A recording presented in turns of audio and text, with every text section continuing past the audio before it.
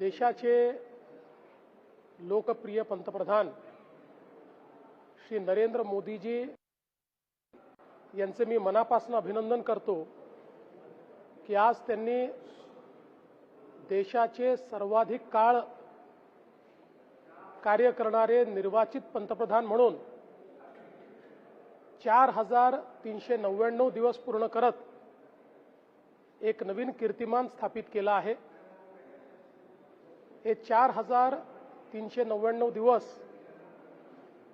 केवळ हा काळ नाहीये, तर हा भारताच्या प्रगतीचा आलेख ज्या काळामध्ये लिहिला गेला असा सुवर्ण काळ आहे। ज्या काळामध्ये देशातले 25 कोटी लोक गरिबीतनं बाहेर आले तो हा काळ आहे। ज्या काळामध्ये देशामध्ये रस्ते, रेल्वे, पोर्ट, एअरपोर्ट सर्व प्रकारच्या इन्फ्रास्ट्रक्चरचं जाळं तयार झालं तो हा काळ आहे। ज्या काळामध्ये भारताच्या अर्थव्यवस्थेने एक मोठी भरारी घेत जगातील 4थ्या क्रमांकाची सर्वात मोठी अर्थव्यवस्था म्हणून जगाच्या पाठीवर नाव कमावलं तो हा सुवर्ण काळ आहे। ज्या काळामध्ये शेतकऱ्यांकरता सिंचनाच्या सोयी उपलब्ध करून देण्याकरता सर्वाधिक निधी केंद्र सरकारने दिला तो हा काळ आहे। ज्या काळामध्ये आत्मनिर्भर भारत हा तयार होताना आपण बघितला आणि विशेषतः ऑपरेशन सिंदूरच्या माध्यमातून जगाच्या पाठीवर भारताची शक्ती आपण दाखवू शकलो। जो भारत संपूर्ण शस्त्रास्त्र आयात करत होता, आज तो हजारो कोटी रुपयाचे शस्त्रास्त्र निर्यात करतोय। अशा प्रकारचा आत्मनिर्भर भारत, ज्या भारताने UPIच्या माध्यमातून डिजिटल पेमेंट सिस्टीम गेटवे जगाला दिला आणि जगातले 30 देश हा डिजिटल पेमेंट गेटवे वापरतायत, असा भारत मोदीजींनी उभा केला आहे। या भारताच्या तरुणाईच्या स्वप्नांना मोठे पंख देण्याचं कार्य हे मोदीजींनी या काळामध्ये केलेलं आहे। आणि म्हणूनच मला असं वाटतं की केवळ लॉंगेस्ट सर्व्हिंग असं नाही, तर ज्यांच्या सर्व्हिसला, ज्यांच्या सेवा कार्याला संपूर्ण देश लक्षात ठेवेल, विकास भी विरासत भी अशा पद्धतीनं ज्यांनी कार्य केलं आहे त्या माननीय प्रधानमंत्री महोदयांचे मी मनापासून आभार मानतो। महाराष्ट्राला तर गेल्या 12 वर्षामध्ये भरभरून अशा पद्धतीनं माननीय मोदी साहेबांनी दिलाय। आपल्या सर्वांनाच कल्पना आहे, आपले जवळपास 100 धरणं पूर्ण करण्याकरता केंद्र सरकारने आपल्याला मदत केली। महाराष्ट्रामध्ये वाढवणसारखं बंदर असेल, महाराष्ट्रामध्ये हायवेज असतील, मेट्रो असेल, ट्रेनचं नेटवर्क असेल, नवी मुंबईचं एअरपोर्ट असेल, मेट्रो 3 असेल, असे अनेक प्रकल्प आपल्याला सांगता येतील की जे केवळ कागदावर दिसायचे पण प्रत्यक्षात उतरलेले आपल्याला पाहायला मिळत आहेत। आणि म्हणून महाराष्ट्राच्या जनतेच्या वतीनेही आमच्या या लाडक्या प्रधानमंत्री महोदयांचं मी मनपूर्वक अभिनंदन करतो। शरद पवार असं म्हणाले की नेहरूंबाबत स्पर्धा केली जाते, पण नेहरूंच्या स्पर्धेसोबत कशी काय होती? इंग्रजांच्या 12 वर्षात तुमचा असा काही क्षण आहे की जो खूप जिव्हाळ्याचा वाटलेला आहे? मला असे अनेक क्षण सांगता येतील, पण विशेषतः ज्यावेळी महाराष्ट्राकरता मोदीजींकडे मी गेलो त्यावेळी मोदीजींनी ज्या प्रकारे महाराष्ट्राचे प्रश्न सोडवण्याला प्राधान्य दिलं, आणि याचं सगळ्यात मोठं उदाहरण 2015च्या दुष्काळामध्ये ज्यावेळी मोदीजींकडे गेलो, देशामध्ये केवळ महाराष्ट्राला बळीराजा योजना त्यांनी दिली, ज्यामुळे 100 धरणं विदर्भ, मराठवाडा आणि उत्तर महाराष्ट्रातले आपण पूर्ण करू शकलो। मला असं वाटतं की इतका सेन्सिटिव्ह, संवेदनशील नेता हा आपल्याला खचितच बघायला मिळतो। शरद पवार म्हणाले की नेहरूंबाबत स्पर्धा लावली जात आहे, पण तशी काय होऊ शकते? नेहरूंनी इंग्रजांच्या अत्याचारातून मुक्त करण्याचं काम केलं, हे आपण विसरू शकत नाही. आणि कुठलीही स्पर्धा नाही. खरं म्हणजे केवळ हा रेकॉर्डचा भाग आहे की देशामध्ये इलेक्टेड निर्वाचित पंतप्रधानांमध्ये नेहरूजींचा एक रेकॉर्ड होता. ते 4398 दिवस होते. मोदीजी आता 4399 दिवस झाले आहेत आणि पुढेही ते राहणार आहेत. याच्या व्यतिरिक्त नेहरूजींच्या काळात नेहरूजींनी जे केलं ते आपल्याला माहिती आहे. मोदीजींच्या काळात मोदीजींनी जे केलं ते आपल्याला माहिती आहे. तुलना करायचा विचारच नाही आहे, विषय नाही आहे. मुळामध्ये नवभारताच्या निर्मितीमध्ये मोदीजींचं जे स्थान आहे ते अढळ आहे.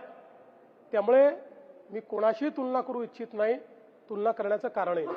काही लोकांनी यांच्या बैठका चालू आहेत. राहुल गांधी तर म्हणतात की 1 वर्षापर्यंत मोदी काय टिकणार नाहीत म्हणून, आणि बैठका आता संपूर्ण देशभर घ्यायचं काम आता इंडिया आघाडी करणार आहे. असं आहे की बुडत्याला काडीचा आधार असतो.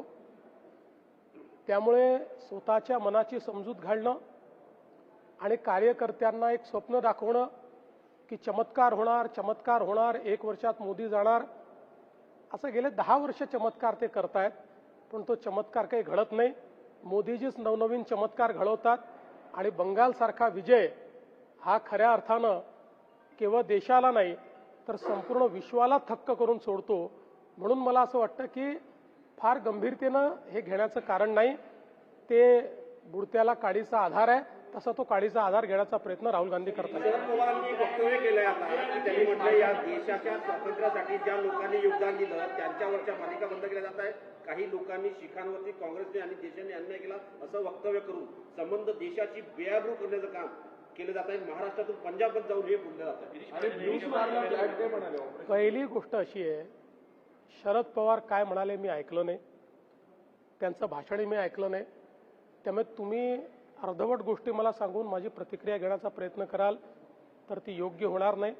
मात्र एक गोष्ट निश्चितपणे सांगतो की ज्या प्रकारे शिखांवर काँग्रेसने अत्याचार केला त्याचा निषेध हा जन्मभर आम्ही करू, शेवटपर्यंत आम्ही करू.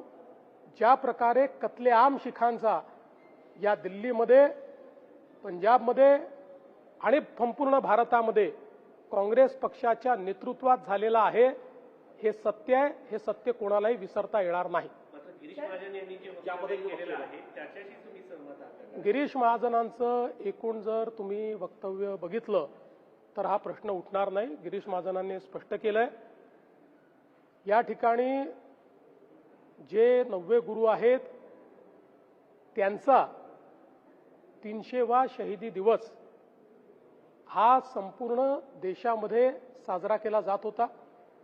महाराष्ट्राने त्या संदर्भात गुरु तेग बहादूरजी यांच्या या शहीदी समारोहाकरता मोठे मोठे कार्यक्रम घेतले. देशातले मोठे कार्यक्रम महाराष्ट्रात झाल्यामुळे अर्थातच पंजाबमधनं एक निमंत्रण हे गिरीश भाऊंना आलं होतं की या ठिकाणी आम्हाला महाराष्ट्र सरकारचा गौरव करायचा आहे. त्यामुळे ते त्या ठिकाणी गेले होते. त्यांनी दर्शन घेतलं आणि या कार्यक्रमाच्या पाठीशी कोण आहेत किंवा तिथे कोणाचा फोटो लागलाय, एकतर तिथे गुरुमुखीमध्ये सगळं लिहिलं होतं, त्यामुळे त्याची कल्पना नव्हती. अतिशय थोडा वेळ गिरीश भाऊ त्या ठिकाणी होते आणि त्यांचं संपूर्ण भाषण जर आपण ऐकलं तर त्या ठिकाणी त्यांनी शीख समाजाचा गौरव केलेला आहे आणि भारताच्या वाटचालीत शीख समाजाचं योगदान, शीख समाजाला संपूर्णपणे मुख्यधारेमध्ये आणण्याकरता भारत सरकारने केलेलं योगदान आणि पंजाबमध्ये जे काही ड्रग्सचा वाढता प्रश्न आहे या संदर्भात त्यांनी कमेंट केलेला आहे. मला असं वाटतं की याला दुसऱ्या कुठल्याही पद्धतीनं बघण्याची गरज नाही. त्याच्या संदर्भात त्यांनी स्पष्टीकरण दिलंय. तुम्ही मला फिरवून फिरवून विचारलं तरी त्यांचं स्पष्टीकरण त्यांनी दिलंय. त्यापेक्षा जास्त स्पष्टीकरण मला देण्याची आवश्यकता वाटत नाही. मुंबई महापौरची ऑफिस बरोबरच पुणे महापौर बीएससी आणि तुमच्या मुख्यमंत्र्यांची स्वतःची जी ऑफिस आहे ती एक ईमेल आली आहे बॉम्बने उडवून देण्याची. असले ईमेल येत असतात, आले तर ते आम्ही गांभीर्याने घेतो. त्याचा पूर्ण तपास मुंबई पोलीस करतायत. पण साधारणपणे अशा प्रकारचे ईमेल हे आत्तापर्यंत असा अनुभव आहे की ते हॉक्स असतात, ते चुकीचे असतात. तथापि कोणी ईमेल केला तरी कोण आहे हे शोधून काढणं काम आहे, ते होत आहे. पश्चिम बंगालमध्ये टीएमसी फुटते, त्या पद्धतीने महाराष्ट्रात अनेक पक्ष फुटले होते, त्याच धर्तीवरती फुटताना पाहायला मिळालं. आणि ममता बॅनर्जी, अभिषेक बॅनर्जी काँग्रेसमध्ये विलीन होणार असंही कळतंय. त्यावरच राऊत म्हणतात की अजित पवारांकडे विलीन होण्याऐवजी काँग्रेसमध्ये विलीन व्हा. काय होईल? मला अजून राऊत का विलीन झाले नाहीत हे समजलेलं नाही. त्यांनी त्यांच्या विलिनीकरणाचा मुहूर्त काढावा. इतरांचा मुहूर्त कशाकरता काढतात? ते आपले महाराष्ट्रातले नेते आहेत, महाराष्ट्रावर बोलावं. जगभरावर कशाला बोलावं आपण? साहेब, ठाण्यामधला एक व्हिडिओ व्हायरल होतोय. एक वयोवृद्ध जो व्यक्ती आहे ते कचरा टाकू नको असं एका ओला चालकाला सांगत असल्यामुळे त्या ओला चालकाने त्यांना मारहाण केलेली आहे. अत्यंत गंभीर प्रकारचा व्हिडिओ सोशल मीडियावरती आणि समाज माध्यमांमध्ये कचरा करू नको म्हणून ते अतिशय गंभीरच आहे. या संदर्भात कडक कारवाई करण्याचे आदेश हे आपण दिलेले आहेत आणि निश्चितपणे अशा प्रकारच्या प्रवृत्तींना ठेचण्याचंच काम होईल.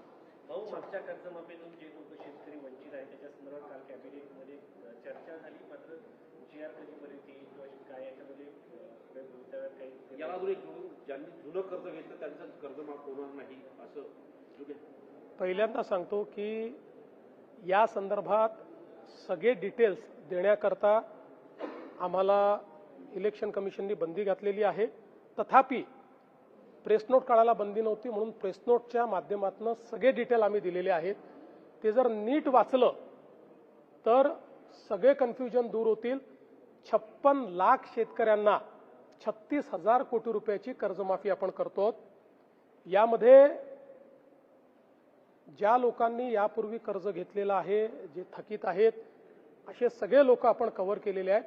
केवळ 2020ला ज्यांना कर्जमाफी मिळाली आणि जे पुन्हा थकीत आहेत असं दाखवत आहेत किंवा झालेले आहेत, यांच्या संदर्भात काही रेस्ट्रिक्शन आपण टाकले आहेत. तो नंबरही मोठा नाही आहे.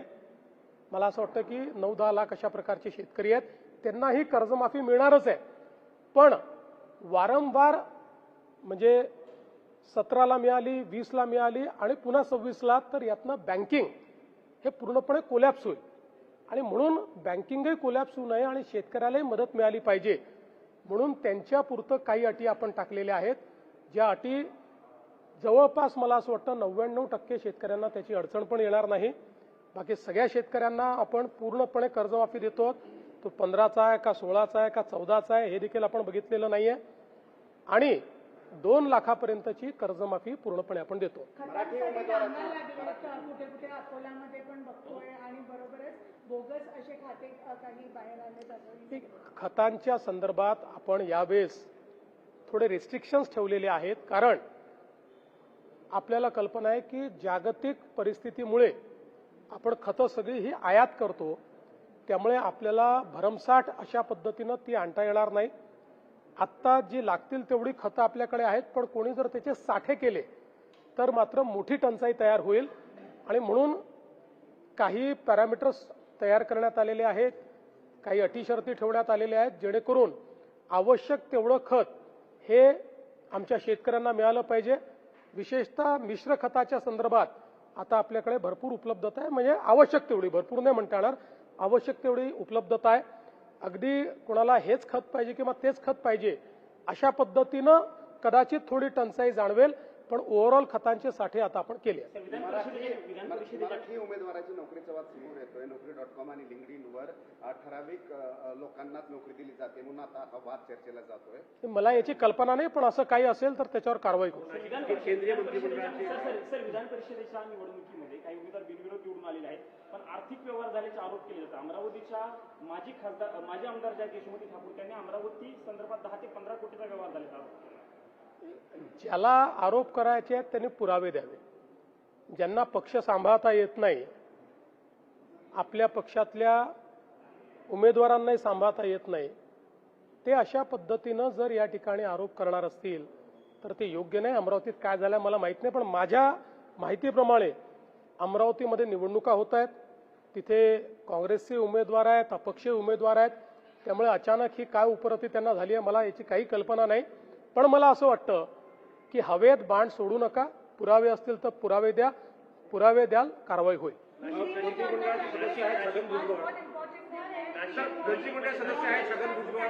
त्यांनी म्हटलंय की जे लोक शक्ती दाखवत असतात. आज का दिन ये बहुत महत्वपूर्ण दिवस है.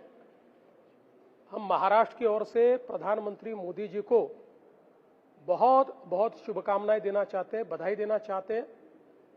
आज लॉन्गेस्ट सर्विंग प्राइम मिनिस्टर इस प्रकार का एक रिकॉर्ड मोदी जी ने कायम किया है. 4,399 दिन मोदी जी ने पूर्ण किए हैं. ये केवल लॉन्गेस्ट सर्विंग इसलिए रिकॉर्ड मैं नहीं मानता, तो भारत का एक प्रकार से नव भारत के निर्माण का सुवर्ण काल, इस दृष्टि से मैं इसकी ओर देखता हूं. क्योंकि जिस प्रकार से भारत बदला है, 25 करोड़ लोगों को गरीबी रेखा के बाहर लाना, करोड़ों लोगों को घर मिला, करोड़ों लोगों को पीने का पानी मिला, इस देश के गरीबों को अनाज मिला, और इसके साथ साथ इस देश ने आत्मनिर्भरता की ओर अपना कदम बढ़ाया. देश में road, port, airport, railway, infrastructure, उद्योग, इसमें जिस प्रकार से बढ़ोतरी हुई है, दुनिया ये मानती है कि एक प्रकार से अप्रत्याशित, अनप्रेसिडेंटेड इस प्रकार की ये बढ़ोतरी आज देखने को मिलती है. जिस फोकस के साथ मोदी जी ने समाज के सभी क्षेत्रों में कार्य किया है, चाहे वो किसान हो, दलित हो, आदिवासी हो, युवा हो, महिला हो, हर एक सेक्टर के लिए मोदी जी ने जिस प्रकार की योजनाएं लाई है, हर योजना एक मील का पत्थर साबित हुई है. और विकसित भारत की ओर जिस गति के साथ अब भारत जा रहा है, मुझे ऐसा लगता है कि ये मोदी जी का काल, ये सुवर्ण काल के रूप में सैकड़ों सैकड़ों सालों तक लोग याद रखेंगे. मैं मोदी जी को फिर एक बार बहुत बहुत बधाई देता हूं. कांग्रेस कह रही है कि डॉक्यूमेंट्री वर्सेस असलियत चल रहा है, आर्थिक फाइनेंशियल क्राइसिस हो रहे हैं, पेट्रोल हाइक हो रहा है, तो ये तो डॉक्यूमेंट्री दिखाई जा रही है, उनका ऐसा कहना है. देखिए, कांग्रेस के पास कहने के लिए कुछ बचा नहीं है. ये वही कांग्रेस है जिसको देश का सोना गिरवी रखना पड़ा था. ये कोई कांग्रेस है जिसने ऑयल बॉन्ड निकालकर देश को हमेशा के लिए आर्थिक खतरों में डाल दिया. ये वही कांग्रेस है जिसने 2G, 3G, कोल ऐसे घोटाले किए कि उन घोटालों से इस देश की अर्थव्यवस्था तहस नहस हो गई. ये वही कांग्रेस है जिसने लगातार कुछ लोगों को विचार करते हुए इस देश में गरीबों की ओर कभी ध्यान नहीं दिया. गरीबी हटाओ का नारा दिया, लेकिन गरीबों के लिए एक भी योजना जो नहीं ला पाए. ये फ्रस्ट्रेटेड कांग्रेस है, ये हताश कांग्रेस है, ये निराश कांग्रेस है. इसलिए इसको जवाब देने का कोई कारण नहीं है.